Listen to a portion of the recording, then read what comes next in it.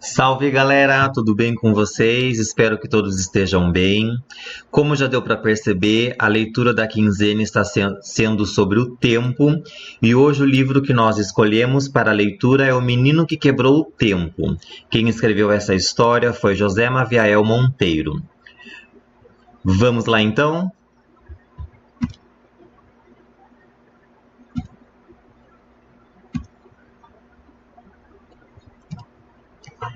Pé ante pé, Pedro Paulo entrou na casa encantada do velho Mané Mota.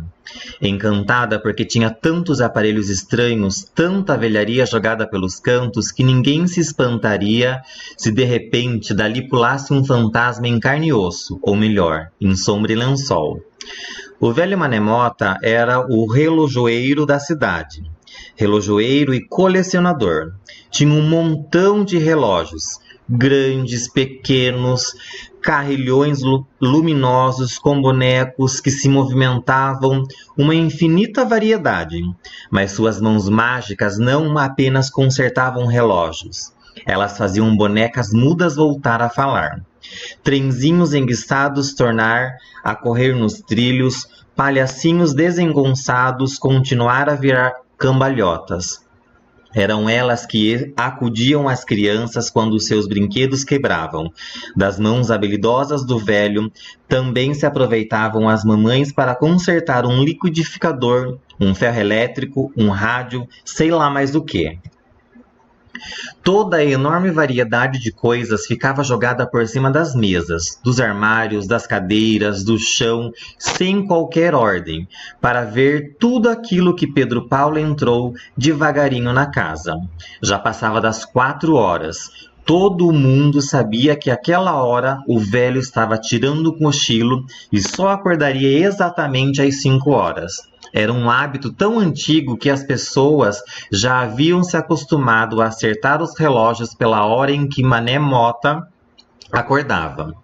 Pedro Paulo olhava tudo aquilo maravilhado. Aqui, uma locomotiva sem rodas. Ali, um ferro elétrico sem cabo. Mais além, uma boneca que movia os olhos. Outra sem cabeça, um cavalinho com a perna torta e uma misteriosa geringonça cheia de fios, molas, luzes e etc. Podia até ver com os dedos, sem perigo de velho acordar. Dali da sala ouvia os seus roncos do quarto ao lado. O menino estava entretido com tantas novidades quando enxergou bem junto a ele a temível Maria Fulô, velha guardiã de seu Mané Mota. Não era uma bruxa ou uma criada, era simplesmente uma sapa, uma feia e gorda sapa, animal de estimação do velho e terror da criançada. Pedro Paulo levou um tremendo susto. A primeira reação foi fugir, mas conseguiu se controlar. Ainda queria ver a ampulheta mágica da qual todos falavam. A cidade inteira comentava que, com aquele aparelho de medir o tempo, o velho Mané Mota conseguia ver as horas com tanta precisão que acertava todos os relógios por ela. Lá estava a ampulheta em cima da mesa. O menino aproximou-se e ficou olhando a areia, tão branca e fininha, escorrendo da parte de cima para de baixo, formando um monte bem certinho. Não viu quanto tempo levou tentando descobrir o mistério daquele relógio sem ponteiros, sem mostrador, sem pino para dar corda, sem nada. Fascinado, tirou o aparelho da mesa e segurou-o nas mãos, mas um barulho na sala chamou a atenção do menino. Bem à sua frente, feia e gorducha, a sapa Maria Fulô encarava-o com os olhos arregalados.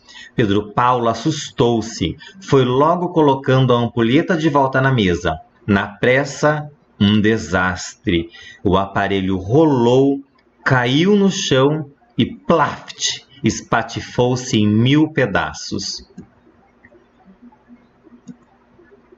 A primeira reação do menino foi de espanto, depois teve medo. Medo de que seu Mané Mota acordasse com um barulho e pegasse naquela travessura.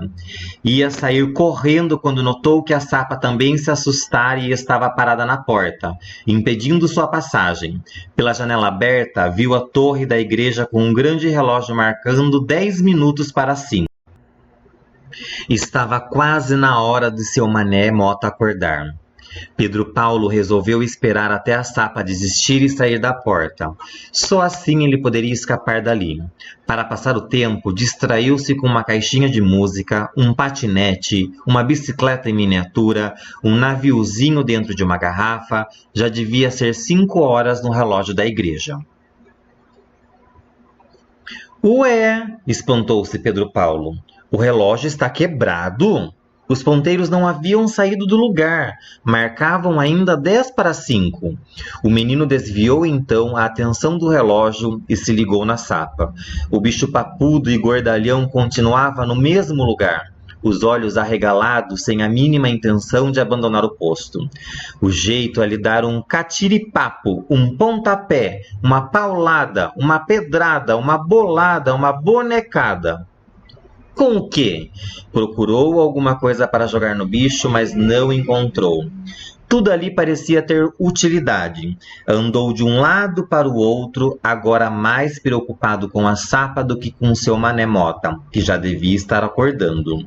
Sem querer, olhou para um grande relógio na parede da frente. Faltavam 10 minutos para 5 horas. Não podia ser.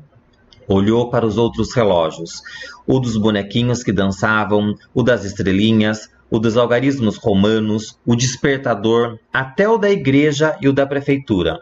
Todos marcavam a mesma hora, 10 para 5. Pedro Paulo estava assombrado, tinha um mistério naquela sala. Esqueceu a Sapa, seu Mané Mota, tudo.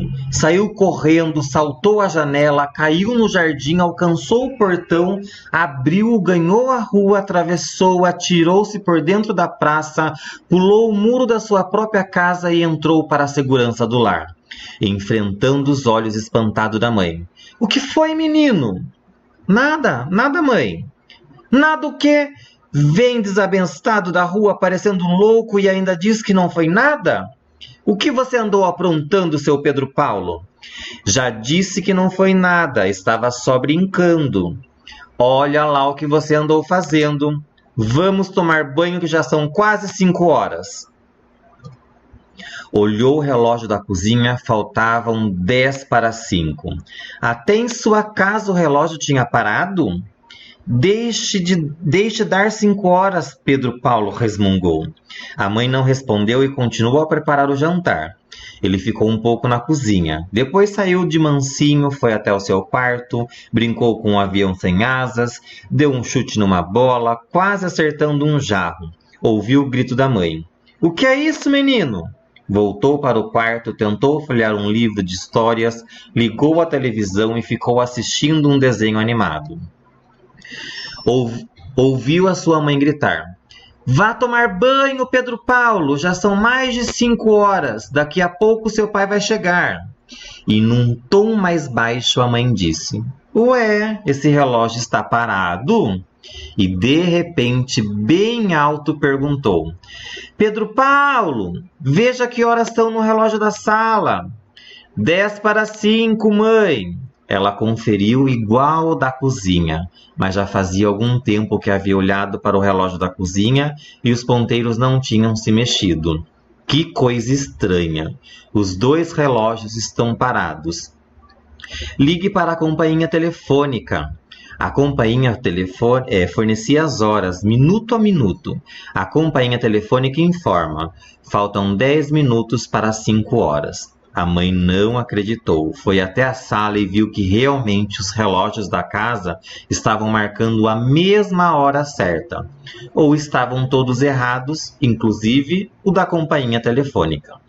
No seu quarto, Pedro Paulo, assustado, viu o programa de desenhos animados que geralmente acabava às 5 horas, continuar como se o tempo não estivesse passando. À medida que as pessoas notavam os relógios parados na mesma hora, as coisas iam se complicando. Nos bancos, nas lojas, nas fábricas, nas repartições públicas, o expediente de trabalho se encerrava às 5h30. Por isso, todos continuavam a trabalhar normalmente, apesar de o dia estar escurecendo lá fora. Se os relógios marcavam 10 para as 5, é porque eram 10 para as 5. Entretanto, aqui e ali, uma pessoa ou outra, sentindo-se cansada, olhava continuamente o relógio na esperança de que ele se movesse.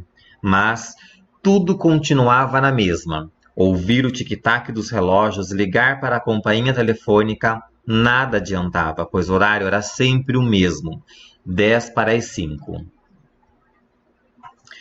O prefeito da cidade, vendo que o céu escurecia cada vez mais, consultou o relógio pela 20ª vez. Sempre a mesma hora. Ele era um homem que confiava muito nas máquinas. Estava convencido de que elas eram feitas com muito cuidado e não podiam falhar. Se alguma coisa estava errada, era o tempo, que anoitecia antes da hora. A secretária invadiu o gabinete do prefeito sem pedir licença. Senhor prefeito, não aguento mais. De todas as partes telefonam reclamando que o tempo parou às 10 para as 5. Pedem providências. Que providências posso tomar? Relógios não falham, respondeu o prefeito, convencido que as máquinas são infalíveis, e justificou. Eles são feitos de rodas, engrenagens, coisas mecânicas ou eletrônicas, ou de ambas que não erram.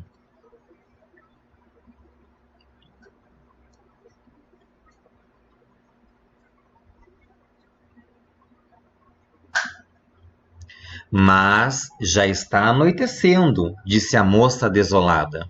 Não está anoitecendo, contestou o homem. O dia está escurecendo devido a algum fenômeno meteorológico desconhecido. Não pode anoitecer agora, são 10 para as 5. A moça ainda insistiu. Então estão todos reclamando que as ruas estão escuras e pedem que o senhor mande acender a iluminação pública. Negativo. Não podemos acender as luzes das ruas a esta hora. Alguma coisa está errada. Chame o vice-prefeito. A secretária saiu e logo depois entrou o vice-prefeito baixinho e gorducho. Senhor vice-prefeito, o tempo deve estar quebrado. Estamos precisando de alguém que conserte. É urgente. Apesar do absurdo do pedido, o vice-prefeito não discutiu. A secretária ainda tentou detê-lo. Senhor vice-prefeito, os relógios podem estar errados? Todos? Perguntou ele. Todos errados? Só se estiverem em greve, disse sorrindo. Assim que deixou o prédio da prefeitura, o vice-prefeito encontrou o diretor do colégio municipal, que vinha correndo transtornado. O que aconteceu, senhor diretor? Os estudantes estão em greve e vão fazer uma passeata? Por quê? Não querem mais estudar?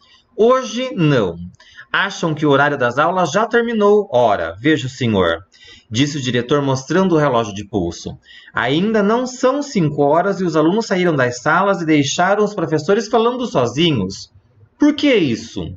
Porque o dia está escuro. Eles dizem que já é noite, embora os relógios marquem exatamente 10 para as 5. A rua começou a se encher de gente. Em frente à prefeitura, os estudantes desfilavam em passeata, carregando cartazes, faixas, bandeiras, protestando que já era noite e não podiam continuar tendo aulas indefinidamente. A cidade estava em polvorosa, a confusão, o burburinho, a inquietação espalhavam-se por todos os cantos, nas lojas, nos bancos, nas fábricas, nas oficinas, em todos os lugares havia conflitos.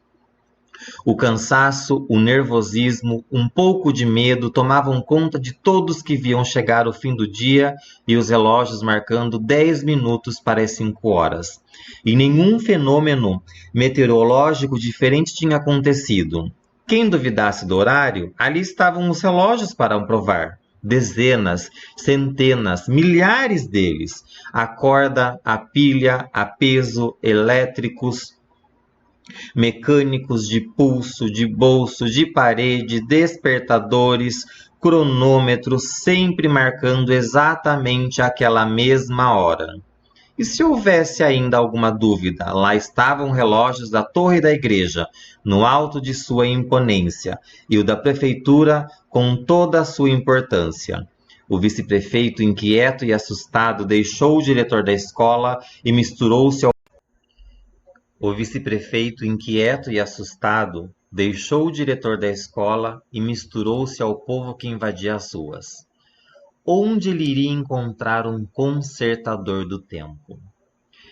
Para o nosso vídeo não ficar tão extenso, eu vou parar por aqui e a gente continua no próximo vídeo. Então, até lá!